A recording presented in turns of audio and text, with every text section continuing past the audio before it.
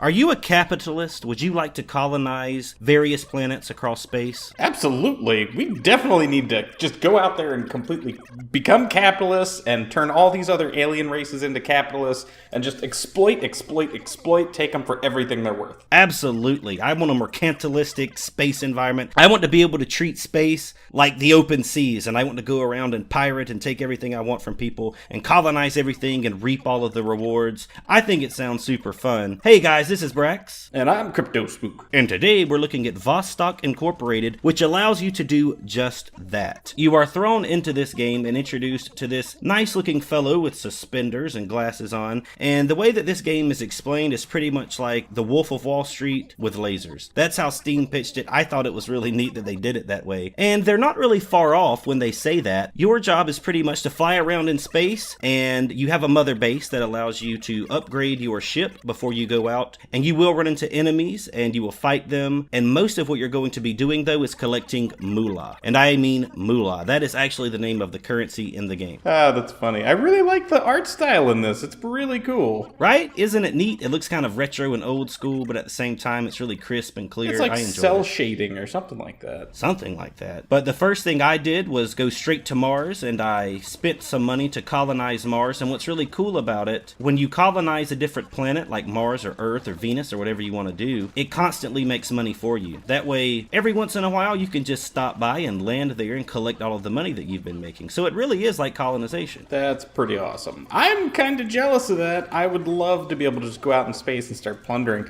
especially the idea of landing on asteroids, because asteroids have like so much wealth built up inside them that you could just bring, capture an asteroid and mine the metal for it and make more money than has ever been made in the history of humanity. It's ridiculous. Yeah.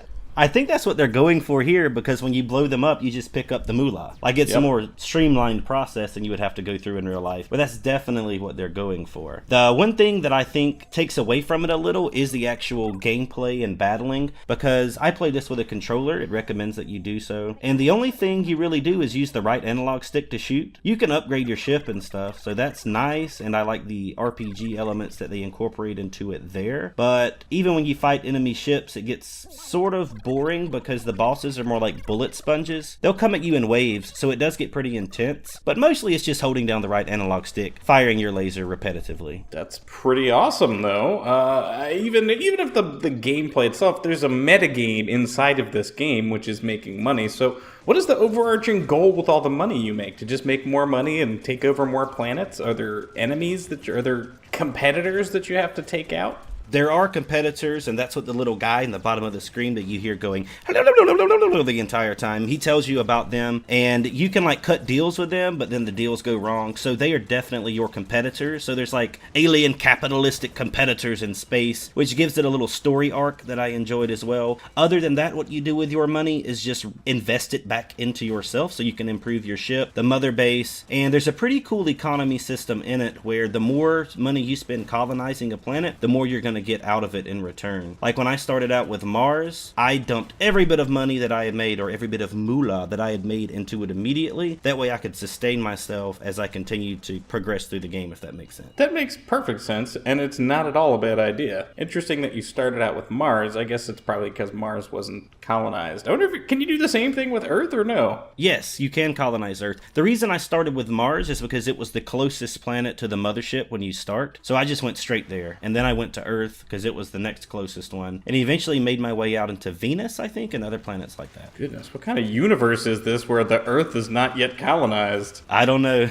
Maybe it takes place in an alternate reality or a different time frame. That makes sense. So these enemies that are coming to attack you, are they like from your competitors, or are they just random spawn-ins? They are definitely from your competitors. They're called the UFOs, is what your competitors are called, at least in the early portions of the game. Maybe it expands later, like in the end game, and you get more enemies. But yeah, those are definitely the enemy team, as it were. Interesting. So this game is called the Vostok. It's Vostok Incorporated. What are your thoughts on it? Would you buy it given the chance? I would buy it. The thing about it is it does have a $15 price tag, and that's a little steep for me. I think they would have better success at 10, but I think even at 15 it will sell, and if it does, I think people will enjoy it. One cool thing that I want to mention as well, there is a little more depth added in mini games. This game does include lots of little mini games like that once you get into it a bit further, and that's something that can give it more replayability. And for me, I'm a sucker for one thing that they did, and there's more examples of this sort of stuff throughout the game, but they made a Metal Gear Solid reference about 10 minutes in where the guy talks about the lolly lule lo, and I was like, why is that happening? But it's like they do little cool stuff like that gives fan service to other games via the dialogue, and it's like a nerd's dream to read the stuff. I thought it was super cool. Like when they made the Metal Gear reference, I was sold immediately. I'm biased, so there you go. I can't blame you there. Who doesn't like,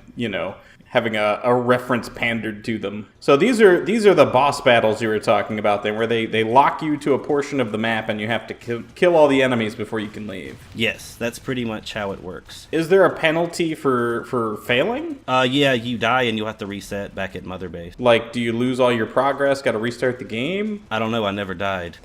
Oh, well, there you go. Hey. Is there a difficulty scale? Like, is this on easy or? I'm not sure if I selected a difficulty scale. I don't think I did, but it does get progressively more hard based upon experience. Like you'll see these guys are level 1, these guys are level 3, and the bosses are pretty tough, even though they are kind of more like bullet sponges, like I said before. But yeah, you level up and it does get more difficult as it goes along. So there's a difficulty scale to it for sure, because you need to spend your experience and your money wisely as you level up and you continue to grow, or you won't be prepared for the new enemies that you encounter as you progress.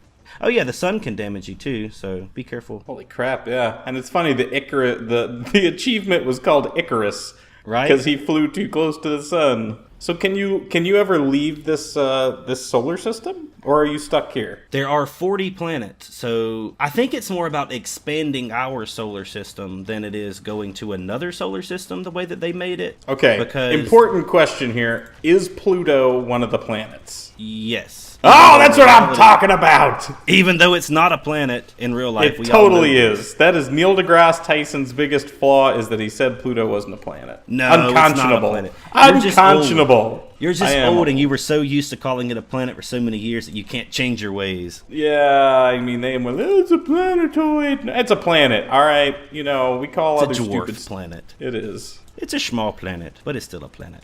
Yeah, it looks like I would have a really hard time because it's so 2D. But that's one of the bullet sponge bosses, huh? Yeah, the bullet sponge bosses are really like that. But yeah, there are like 40 planets, maybe more, and as you progress and you get more and more money, just like real capitalism works, you can just hire managers to run your stuff for you and just sit back and rake all of the money in. What I'm curious about is, how does the game end? Like, do you ever beat the game, or do you just get super rich and continue to make money? That's a good question, especially if there's 40 planets just in one solar system. Yeah, so there's lots of stuff to do, lots of money to be made, lots of people to fight, lots of upgrading, and I think that you can spend a lot of time playing this if you really enjoy it and you get into it, which I think some people might, especially if you enjoy, I don't want to say tycoon games because this isn't really a tycoon game, but any sort of game that is progress driven. If you like the feeling of building your own empire or collecting things and expanding your territory in any of the games that you play, I think this one might be for you. If you think it looks cool, be sure to check it out on Steam. I think it looks freaking awesome. I'm just really wishing that you had some upgrades for your ship. Those little puny blasters, man, they are not cutting it. Right? I did upgrade it a little bit, but the thing is, these upgrades are freaking expensive, so I need to get back into the game. I need to start making some more money, that way I can get better and I can improve myself. Be sure to check it out if you guys are interested in it. If you enjoyed this video, be sure to watch another one of our videos. This has been Brax and Crypto Spook, and we'll see you guys on the next one.